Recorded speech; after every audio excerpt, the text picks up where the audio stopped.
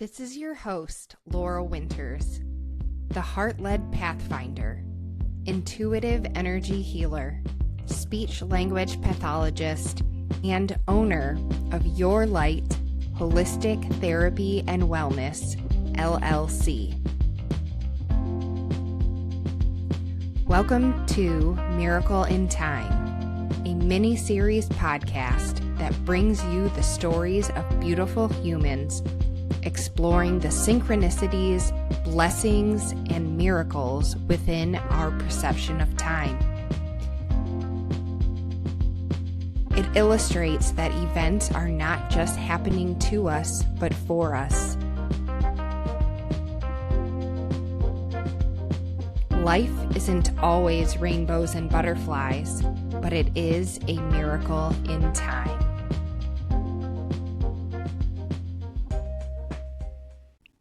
As a disclaimer, this podcast contains general information about various topics and medical conditions and is for educational purposes and inspiration only. Your Light Holistic Therapy and Wellness, LLC is not responsible or liable for the accuracy of information contained in this podcast. The information contained in this episode is the personal views of the host and guests, respectively. This podcast is not meant to replace the advice of your healthcare provider and is not intended to prescribe, prevent, treat, or diagnose disease. You assume all risks when you continue this episode. Dr. Ada Noh, OD, is the founder of Noh Eyes, where she specializes in the diagnosis and management of dry eye disease. Passionate about advancing patient care and practitioner education, she frequently lectures on dry eye therapies and emerging treatment strategies. Dr. Noh earned her undergraduate degree from the University of Pittsburgh and her Doctor of Optometry degree from the Pennsylvania College of Optometry. Through both her clinical practice and speaking engagements, she is dedicated to improving quality of life for patients and raising awareness of ocular surface disease among eye care professionals. I hope you enjoy this miracle in time. Hi. How are you? Good. How are you doing? I'm good. I'm happy to see you. Oh, it's so nice to see you too. It's been a long time. A long time. Years. How long? Has it? I don't know. I feel like it's been a couple years. It probably I feel like has. I'm not sure. But that's okay. I'm happy to see you either way. You know, there have been so many times where I'm going to go down there and see her. Oh. And then my father-in-law found I don't know if it's like a gem place or like a diamond mining place close by. And I was like, oh, we'll go down there and then we'll see her and then we'll just spend days there trying to find diamonds. And then. Perfect. Yeah. And so I just looked back at my email. It was May of 2023. Oh, so it's been like 2 years. Yeah. It's crazy. I know. And I have to say, I love seeing your reels. I love seeing you on Instagram. I mean, even back then, I was like, dang, you really are doing some cool things. And you just keep doing more and more. And you're just being so real. I mean, it's truly just you on a plate. There's no fakeness, no nothing. It's literally just you. So thank you so much. That's really nice of you to say. It's very interesting because I'm authentically who I am, in real life, in whatever. And that's really important to me, right? Yeah. But it's interesting that you say that you're real because sometimes people are like, oh, you're so positive and your life seems so great. And I was like, wait, hold on. The whole point is that I'm trying to show that is not what my life is, right? You can have a positive outlook on life, but there are some crappy things, not lovely things that have happened and that I've had to navigate. So I'm maybe I need to be talking about the bad things or the bad days more, even though I feel I do talk about it. Yeah. Well, I think that what you're doing, like the traveling for me is like, Yeah. oh my God, that would be so amazing. And I know that that's not amazing though. Like you waiting at an airport and like, you know, you having to get Ubers or whatever. And then you're trying to figure out what you're going to eat. And like, you know, we can go like, oh, I would just love to do that forever. And that you do it so much that I think it's like, ugh, you know? It's so relative because like so much to me, like it just depends. And like, obviously my clinic and my life has changed significantly in the past 2 years, but like, it's crazy because like part of it is hard work and like being true to who I am and showing up like for myself, for my patients and stuff every day. But also part of it is like life circumstance that was not in my control or was not planned. Right. And like, I think that's one of the beautiful things about like my current story is that like, it's not what I thought it was going to be, right? The plan was, hey, we're going to raise a family here in Arkansas. That was the plan, right? But I don't know how much you know, but my husband's job moved him. Okay. Pretty much. So he got a new job. In Texas. Yeah, in Dallas area. Yeah. So we actually like, he was going back and forth every single week for a year because we were still like I was in Little Rock and we had an apartment in Dallas and he would come back and forth. And it was too much, right? Like that's every single week. So I was like, well, this is crazy. But like, if I go back and forth, I can make it my own schedule because I decide, and I made mine every other week. So I did that for a while. Yeah. And then just like higher power, things happened. And then like Dr. Brogdon, like everything just like worked out. So now she's there and doing awesome. So now I just go back to clinic once a month, but it's like people assume this like crazy success story. And I'm like, hold on, no, wait a minute. That's not, nope. It's not necessarily that I was growing that much or could afford that, right? Like, it's just like life happens and you have to learn to pivot with it. So like, if you ask business people, does this make number sense? No, that's not the case, right? And like, that's what I really try to tell people when they're like, you're doing amazing. You added another doctor. And I'm like, but that's not what normal people like. That's not why, right? Like, that's so important. Also, for like people to not feel guilty about like, hey, sometimes it doesn't make money sense, or like that's not the only reason why people do things, right? It's life.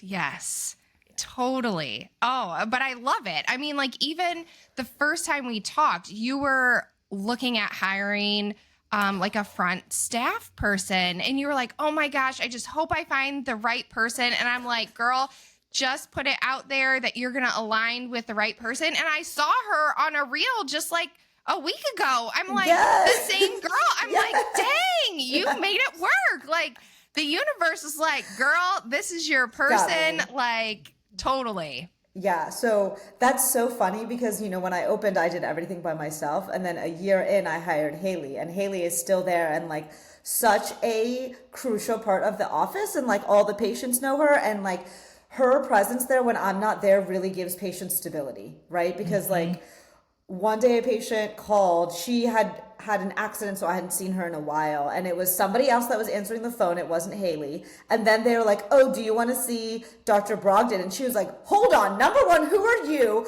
Who is this doctor? Like, where's Dr. No and where's Haley? Like, so it's nice when she's there because she helps. You know, she's like, nope, everything's still good. Like, we're still here. It's just like life circumstance, right?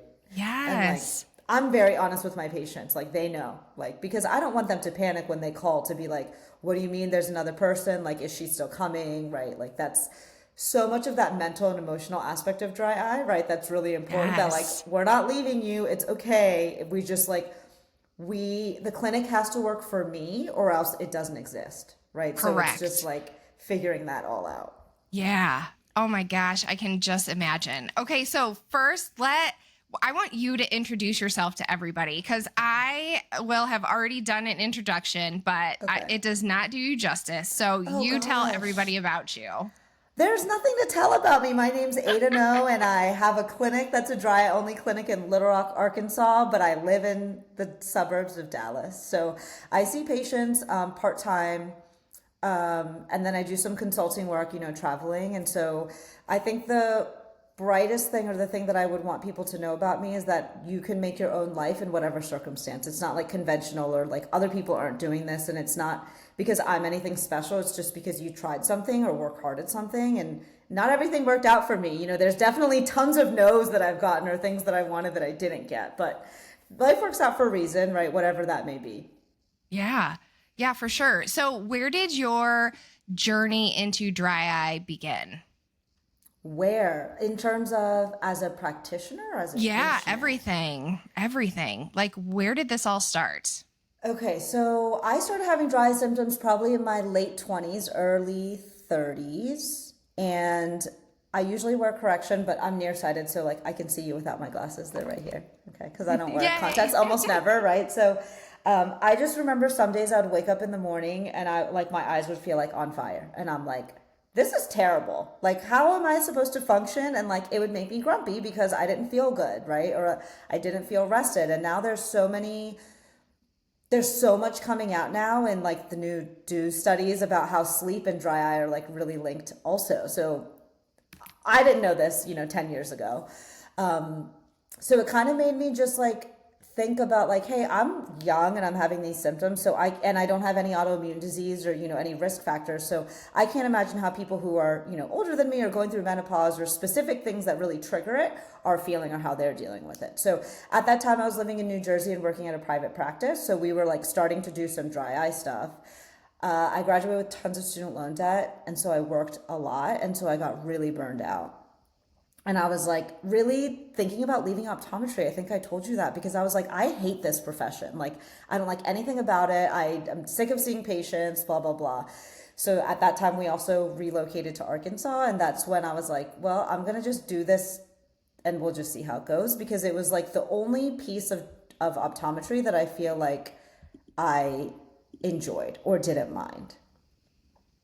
Yeah. And it's kind of wild that like it was something for you that initiated kind of that spark, right? Like you would have known about dry eye, but like you wouldn't have had your own personal experience to be able to bring to the table. And so, yeah, it's just pretty amazing how that kind of probably brought you into the niche that you're in.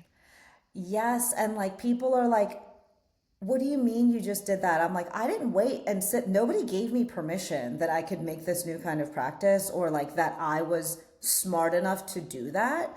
Now that I'm like very, in the dry eye community, like as a practitioner on a national level, like people will say that to me. They're like, well, where did you learn it? I was like, I don't know. I just figured it out. Like, no, I didn't have a teacher. I didn't do residency in Corny. Like, I just figured it out. Right. And so I like to use the word scrappy, where it's like, whatever your resources are, as much as you have or as little as you have, like you make it work, right? But that's like resilience, and that's like in life, right? Like you need that. Whatever you're doing, not dry eye related, not business owner, doesn't matter, right? Exactly. Yeah, you totally need it. Yes. And it served me well in many aspects of my life, right? So for people who don't really know about dry eye, like what are some symptoms? What are some things that are happening behind the scenes? What are some things that they can be looking out for? Good question. So the number one symptom of dry eye disease is actually fluctuating vision.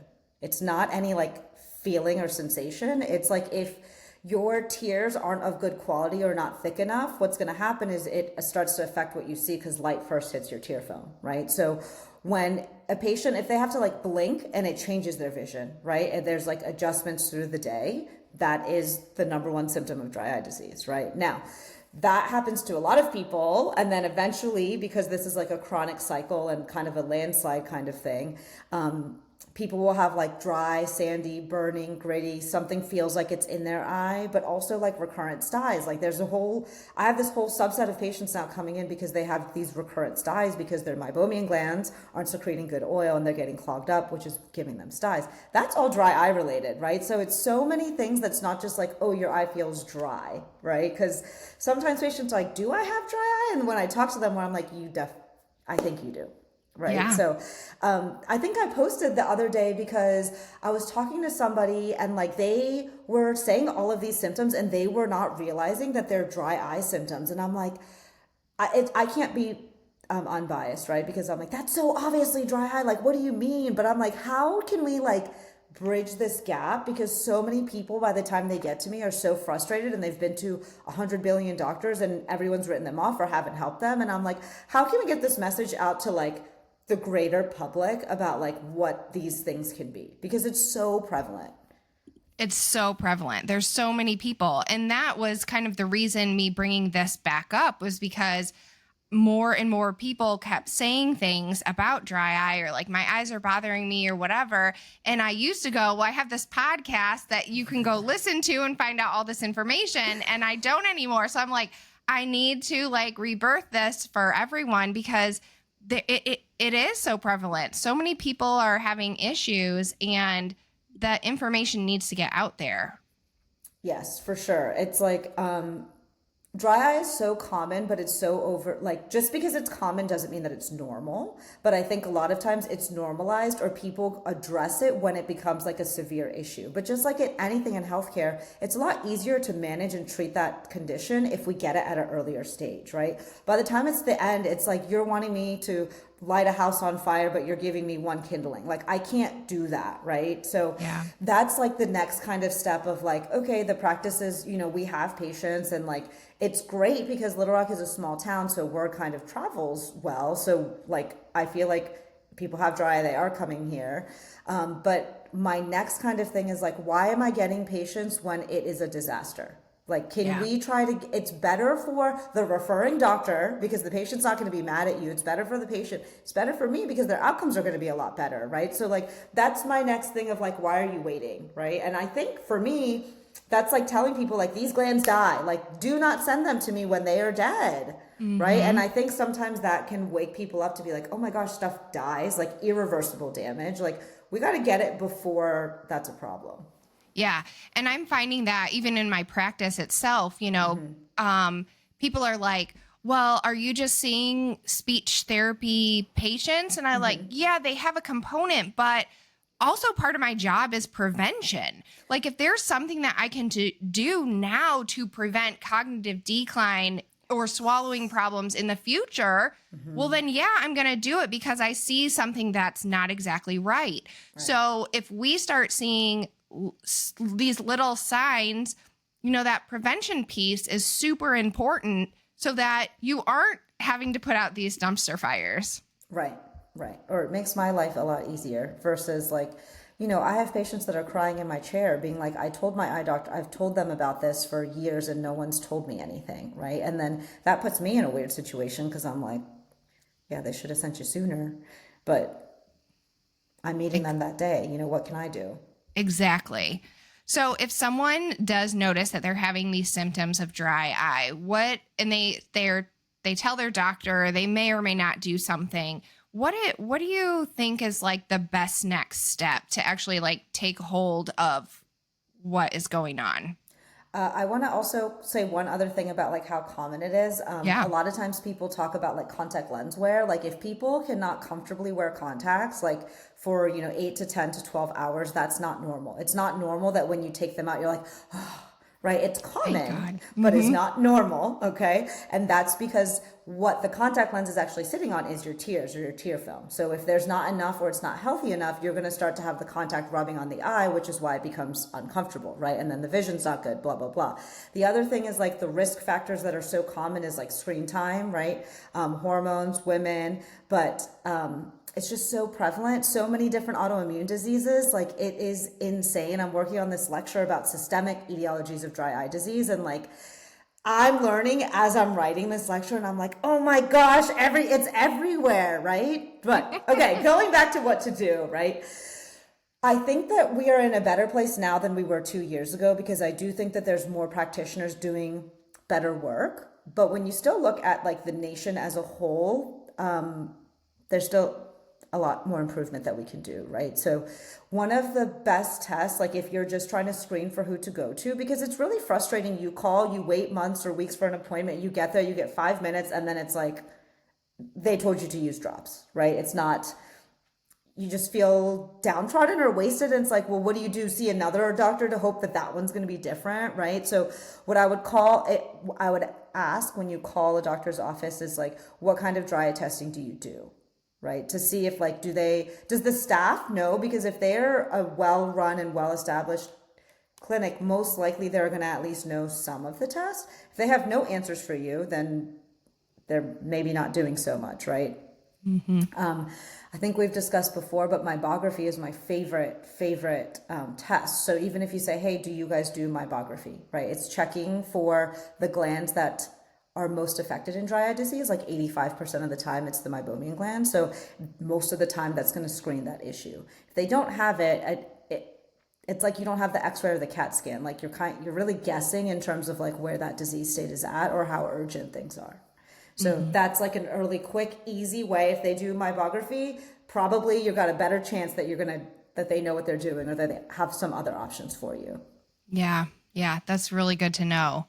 And then, so what does, I've always wanted to do this, and I still want to do this maybe in the future, but is to actually have like a recorded episode of a full on dry eye evaluation, like a really cool start to finish deal of like the ideal evaluation so that people really know what they're getting and what they should be looking for. 'Cause we just don't really know. We just go in and just hope that they're doing the right stuff. Right. But what does that look like for you?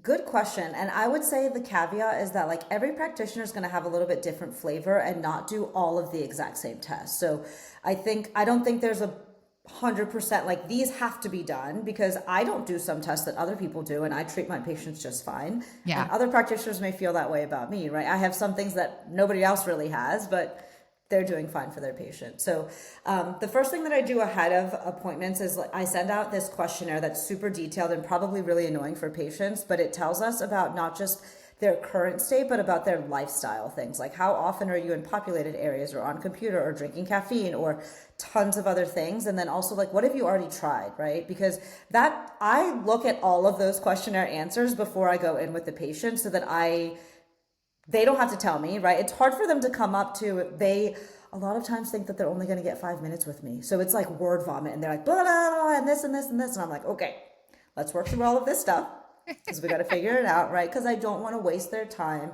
doing things if we already know it's not going to work, right? So I want it in like disgusting detail. Like they gave me drops and they didn't work. Okay, well, which drops? Well, how long were you on them? Well, how did you dose them? What was your compliance? Right? So many things of why it didn't work. So I probably spend like at least 15 minutes on just like medical history. And I don't like my technicians work any of that up because like I get so much knowledge from that, right? Clues in terms of how I can help them. And I'm also like evaluating the patient's face as I'm talking to them to see like, do your lids look really lax? Do I think your blink is not complete? Like so many things while I'm talking to them. And then I'll go into like mybography, non-invasive tear breakup time, do stain, corneal nerve sensitivity. Like there's a slew of different tests that we do. Some that I do only when necessary, some that I do every time, right? It kind of depends on the patient. But I kind of have like a hierarchy in my head in terms of what I treat first or like my methodology, I guess, which is, again, that's mine. Not everyone does it the same way. Yeah. And that's what I love. I love talking to you because you do put so much, I guess, like, just care to the patient themselves. Like they're the ones who know themselves best and you understand that and you know what they've been through and that you know that there's this huge emotional component to it. And so if you're not giving them the time of day to be able to tell their story, you're actually missing a huge piece of that. And like you said, the amount of information that you glean from it. I know, like when people come into my office, my first visit is 2 hours long and they go, really? And I go, but that first hour, literally, they're throwing up all the stuff all over the table. And then I'm picking up the pieces to decide where we go next. But that is part of the healing process. Is that saying everything that you need to say because no one has listened thus far. Yes, which is like the most heartbreaking part to me, to be like, why did you have to come all the way here? I'm happy to do it. But literally I'm like, and anything else? like anything else, right? Because it's like they've never, and that's what I tell them, like when patients start word vomiting, because maybe they don't realize how much time that we will have together, I'm like, we're going to take our time and we're going to talk about all of those things. So like, let's go back to this, and I want this in detail, right? And then like, then you start to see like the walls come down a little bit, like, okay, like she's going to listen to this, right? But I feel like sometimes they're just like, burp, burp, burp, burp, burp. Here's the highlights, these are the biggest problems, like help me, please help me, right? So yeah. I never like to give false hope to patients because I think that that's wrong, right? But I think listening and then being like, hey, but there's still things that we've actually never addressed or never been talked about. I do think that I can help you. I always make it very clear I cannot cure you because there's no cure, right? And helping you just means an improvement, not like abolishment of any of your symptoms. That's so important, right? But I do think that we can get you to a better place, right? So it's like, oftentimes the line that patients usually say to me is like, I feel like I have hope for the first time in so long. And like, I'm happy to give you hope, but I just don't want to oversell you on that. Like, I'm also hopeful, but let's also be realistic, right? Like, yeah, that's a delicate balance because I don't want to oversell or tell them things that I know that I cannot do. Right. Right. So, right. But it is crazy. And then like, that's where like the referrals from by word of mouth just like come in, because these patients like, oh, like you have to go here. She helped me and she listened and she knows what she's doing, right? So, and then those patients go back to their rheumatologist or their ophthalmologist or whatever, and they're like, oh my gosh, these things I struggled with, like she was able to help me. So as the clinic is open longer, now we have different avenues or resources of referrals that we didn't have, obviously, when we opened. Oh, that's really, really cool. And then now that you're in Texas part-time or most of the time, where are you at now there? Good question. So I work at a clinic in the DFW area 1 day a week for the weeks that I'm here. Does that make sense? Yeah. So there's 3 doctors at that office. So if someone's out, like I'll pick up a day. So usually, it's like 3 to 4 to 5 days a month there. And then I'll be at my Little Rock clinic about 4 days a month. And then it is mind blowing to me because I was like, oh my gosh, I'm going to have all this free time. No. I mean, today I already had 2 calls before I'm talking to you. I have a meeting tonight. I'm working on lectures. I'm traveling for lectures. So it's like, it is crazy how your schedule fills. And I don't know if like I opened it up and that's why I'm being blessed with it. But it was kind of by accident almost. I don't know. I love that. And that's that's you coming across so authentic. That's bringing you to these next levels. Like you being able to do all these talks and people wanting you to be there because you are literally just being you and just embodying just like this. I know you're like, think I'm just talking you up, but I mean, you're like, what is she talking about? But it's true. Like you are the physical embodiment of like doing your, like being here and living out your purpose. It is just crazy to me because when people are like, how did you do it? Like, what makes you unique? I'm like, literally nothing. Like, I have no idea how I did. Like, I mean, I did work. I did a lot of work, but like, what makes me special? Like, there's not really, I don't have an answer, and that's not being humble. Like, I'm not the smartest person in the room. Like, maybe my superpower is that I am just genuinely who I am, but like, that's not anything that special. But being comfortable to be that, I guess. Exactly. What I think that is special. I mean, that is your superpower. There are so many people that are just walking around, just living the life that they think everybody else wanted them to live. And you're not doing that. Like you are creating your own life the way that you want it. And I think for people to see that, it's like, oh my gosh, it's actually possible. Like I don't have to do all these things that I don't want to do. Like things will align and things will work out when I am just being who I'm meant to be. Yes, I will say that luck has been on my side for sure in certain times, and also like life is beautiful because it's all pivots, right? Like I'm in this situation by chance, not because I planned or intended it to be there. And I don't know if this is going to be my long term, right? Like for now, this is great. I'm happy. But I think the things is like, nobody has to give you permission, right? Nobody gave me permission that I could do this or that I should do it. I just decided, right? Another question that I get is like, well, how did you I don't have an answer, but people are like, well, how did you gain the confidence? Or like, why are you so comfortable with yourself that you can be authentically you? And I'm like, I don't know, but I just like don't care what other people say, or like, because no matter what, someone's going to trash talk you for some stupid reason, no matter what you do, you know. And those are the people that just are not your people. Like, you don't have to waste your time and energy with them. But it's not like I grew up in this like crazy household, like, right, I'm Asian, so my parents were immigrants, so like really in my culture, like I should be quiet and submissive and yes and blah blah blah, and that, and my parents did not fan my flame. Okay, so like that's not how it came here. I don't know if it just was like internal, or maybe it was like teachers that I had. Like, this sounds silly, but I had a teacher who was like the student council led, right? Like, she was my English teacher or anything, but I interacted with her from student council, and she really like poured into me and gave me lots of confidence. And I feel like taking dance when I was younger, like that's one of the things that I notably know like gave me confidence, right? So it's like so important, but it doesn't have to come from your parents or your friend. Like, there's different ways that you can learn and grow that confidence. And like now, like I love going to a restaurant by myself, and some people are like, how do you do that? I'm like, I don't know. I say, yeah, it's me, just one. And I love it because I can eat in peace, right? Like, oh my God. I don't want to sit at the bar because I don't want to talk to anybody. Like, I want to sit at my table by myself, like enjoy my own company. Oh, that sounds so amazing. 3 kids later, I'm like, please just let me eat in peace. Right. And I have no children. I'm still like, oh, this is lovely. This is just lovely, right? Yes. Oh my gosh. I love it. Okay. So let's go back to dry eye a little bit. So what are some treatments that you love? Intense pulse light is still my favorite treatment, but I will say, like I tell every patient, it's not magic, right? It's not going to cure you. It is not going to be like, it may not be life-changing for you, but most patients, majority of patients, most of the time will have improvement.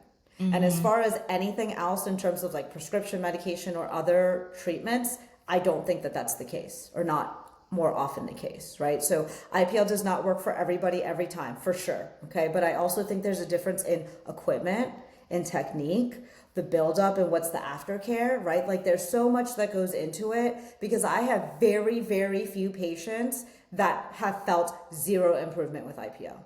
So I'm just like, when other people say it, it's not that I don't believe you, but maybe you have neurotrophic keratitis and your corneal nerves aren't sensing it, and that's why you're not having improvement, right? So you feel like IPL didn't work because your sensation is messed up, right? Or something like that. So when things are done correctly, like, I'm going to say I maybe have 3 patients that were like, nope, zero improvement out of, many. So I don't want to negate people's story, but it's also like, make sure that everything else is being done correctly to tee you up for the best success, right? But that is like still my favorite. That's like how I treat my dry eye, right?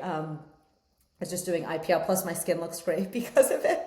It does. It looks really good. Thank you. So that's like my workhorse, and that's generally what I start with. But obviously, given their gland structure, makes sense to do that, given there's rosacea, like, that it's the right treatment for patients, right? And what is like the treatment plan for IPL? Is that something you do a couple times and then every so many months, or? Good question. Depends on the patient, which is like not my cop-out answer. But FDA studies say at least 4. So even if you're mild, I always tell patients, I'm like, listen, you're doing 4. I don't care if you feel a difference after 1, you're doing 4, or else your results are not going to be longer lasting, right? Like, I hope that you feel a difference after 1, but 4 is really going to like put the nail in the coffin and get this under control. After that, there are going to be maintenance sessions, because dry eye is not curable, right? It is a chronic disease, so we have to keep doing work to keep it under control. Most patients can get by with 1 treatment every 6 months, and that's what I'd like try to aim to get patients to, right? But if they're really bad dry eye, if they're really young and it makes me nervous, right? Or they have like some kind of underlying autoimmune disease, or trying to get their hormones and stuff under control, that's when sometimes it'll be like, maybe I see you every 3 or 4 months, or I'll like wean you off. Like, we'll start at 3, then 4, then 5, and then we'll get to 6, right? But my goal is once every 6 months, which I think is maybe more lax actually than other practice. I know other people who are like every 3 months, and I don't know that I agree that that's necessary most of the time. Yeah. Now, what do you say to the patients that say, I just keep putting drops in my eyes and it doesn't work? So I say that, well, number one, we have to make sure that they're preservative free because anything that comes in a bottle, most things that come in a bottle have preservative. Preservatives can dry your eye out. So like a lot of times people don't know that. So I'm like, if you're hitting that bottle more than 4 times a day, you're actually doing detriment versus helping. Second thing is that those things are like chapstick or lotion. There's no treatment. You can be on it forever and ever and ever, and your dry eye will not improve. Symptomatically, you will feel better for a couple minutes, but you will still be dry, right? It's just like, I think that patients think that that's a treatment because that's what their doctors told them to do, but it's not really fixing anything. It's just putting lotion on. Like, okay, you're not dry for a little bit, but it's going to come back, right? Mm-hmm. Yeah. Now, what are some of like the internal whole body kind of things that you recommend? Are there anything in particular? I'm really, because of this one lecture that I'm working on, I'm very like intrigued by how much hormone stuff goes on. So there are, I'm sure this is also becoming more prevalent like in women's health and hormone replacement therapy, which I'm glad for us, future us, that exists. But like, I've been making more referrals to people who deal with that kind of stuff because if their hormones are imbalanced, no matter what I do from the outside, like it's not going to help, right? So it's like, number one, you have to make sure there's no systemic causes. So like referral to rheumatology to do blood work, or even I'll sometimes order blood work just to see like, is there an inflammatory factor, or like pull up your last blood work and let's see if there's a cause for that, right? Overall, obviously things that we eat are going to affect us. That's everybody, right? So it's like the things that are healthy for overall body is healthy for literally everything, like moderate amount of exercise every week, right? Like not being obese, eating food that's not processed. Like those are all things that every doctor's going to tell you because that helps everything, right? Yeah. But it's easier said than done. Yeah. I remember Karen was a guest on my podcast and she did hormone replacement therapy with like is it pellets or something? Uh-huh. And she was just like, it was like night and day difference. Like it totally made everything better. Like so many areas in her life. And so that is something I always just kind of keep in the back of my mind that like, man, I didn't realize how much that could impact the eyes, especially, Yes. Yeah. And that's like, let's say 10 years ago, like the poster child for a dry eye patient was a postmenopausal woman. Like that's really all that it affected, or that was the target. And that's still like, when I look at my patient population, like most of my patients are like 60-year-old women, like not all, but most. Mm-hmm. And that's my soul, like my soul creature is like, I'm an old lady at heart. So like it jives really well with me. Like I just feel like I'm seeing my friends all day. I love it. So this is probably also why I love what I do. Yeah, for sure. I love that. Okay, so let's see. Where else do we want to go here? So let's talk about some like miracles that have happened along the way. Because you said your journey has not been a conventional one. But I wonder if there are like, and like you said, there was some luck that happened along the way. Can you pull a couple of these like stories that just like kind of stick out in your mind right now about bringing you to where you are now? Yeah, I think there's like 2 things that are prominently for me. Like number one, the fact that my clinic is even open, that it exists and is still open is a miracle. Like people are like, what? Like, especially in like the optometric space where we know, a little bit more about conventional practices, right? Like there's a lot of people who are doing dry eye, but most of the time they either have a feeder practice that's feeding them patients or they're literally servicing it from a bigger practice. I don't have either of those things. Like I don't have a feeder practice. I am fully referral and praying for referrals, right? And word of mouth. I also opened that after I moved from Philadelphia to Little Rock. So I literally had no patients. Like usually when people open up a cold start, like they've worked somewhere else close by. So they have some patients that are following them. I had 0. Nobody knew who I was. I didn't know any optometrist or ophthalmologist to even refer to me. I didn't have friends that were going to refer to me. I had 0 patients, 0 referral base. And it was a niche practice. Like I don't even have what's called a phoropter where we say which one's better, 1 or 2. Like I don't even have that. I have no patient base. Like I'm going to open this niche practice halfway across the country with no friends. Yeah. Right? Like that's what it was. So it's crazy now that it's still open and growing, which is great, right? There's such a need for it. But that's, I think, the number one miracle, and I don't take that for granted. Like, I think that that's where I'm supposed to be, because there's no way that would have just worked out if it wasn't. Correct. Right? Yeah. Yeah. And then the second one was I had a really hard time, even though it was the right thing for my husband and I to do as a family, like moving to Dallas, I had a really hard time with it, because I was like, why did I work so hard to open this practice? And now when it's like starting to at least like be able to crawl, now I'm moving? Like, what was the point of me opening that practice? It would have been better for me to just open in Dallas, right? Like, why? And I had a hard time. But then like moving to Dallas now has opened up a lot of my consulting opportunities, because DFW is a huge airport, right? So I can get almost anywhere on a direct flight, and had those opportunities worked in Little Rock, like I wouldn't be able to do it as much, because everywhere's a layover.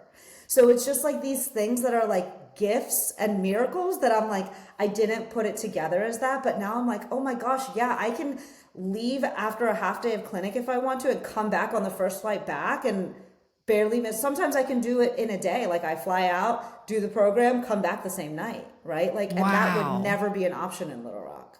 No, definitely not. So those are things that's like, sometimes miracles don't look like miracles, and maybe they are packaged in different ways, right? Exactly. Like to see the bright side of certain situations. You're kicking and screaming the whole time until you get on the other side and you're like, oh, I get this now. Yeah, because I had a really internal struggle about that, and now I can kind of see like, oh, this was all. And that's what I kind of say, like, everything works out in the end. If something didn't, then that wasn't what was supposed to be for you. There's something else. And it's not always magic and glittery.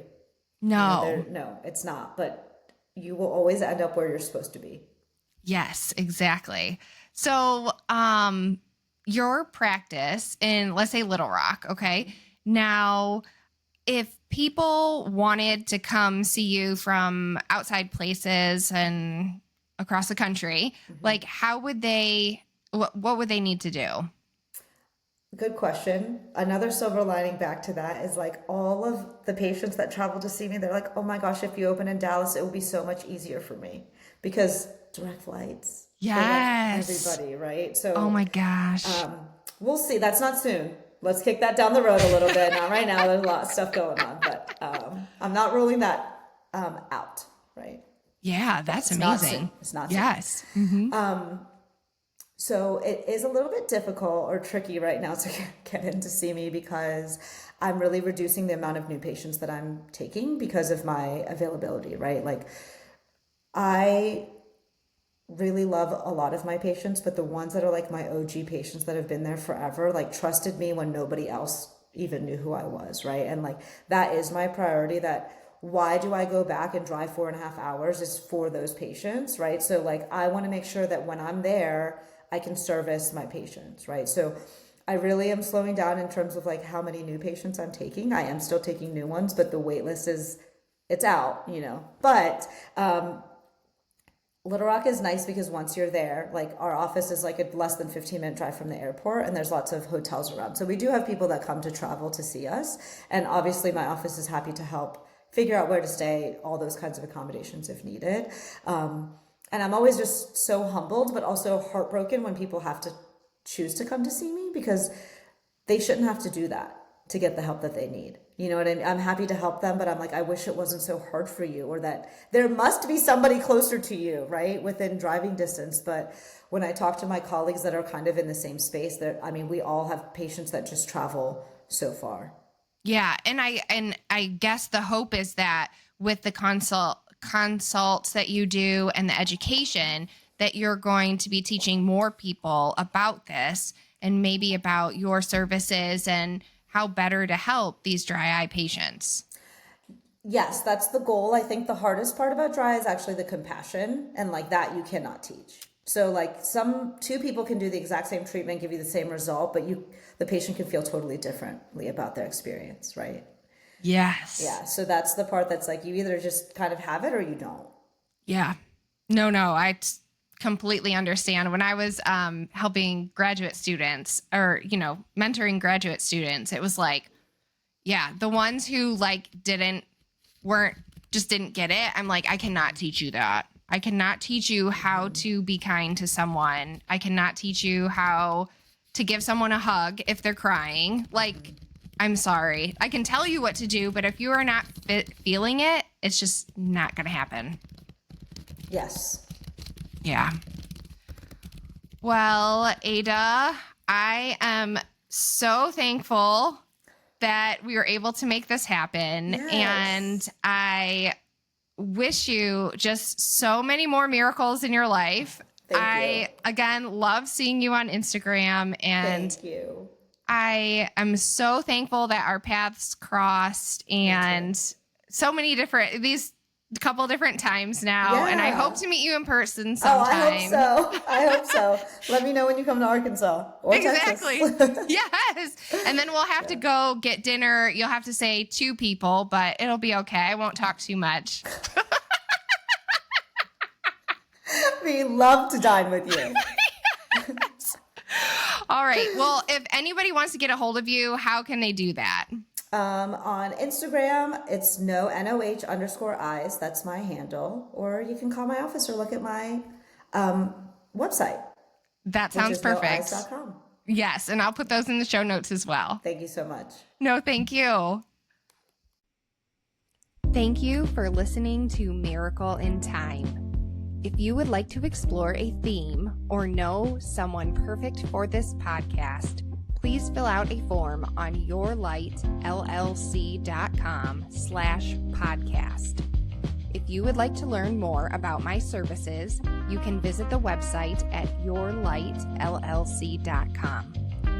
I want you to remember that with all life's ups and downs, you are divinely held and guided throughout your journey. Don't miss out on this miracle in time.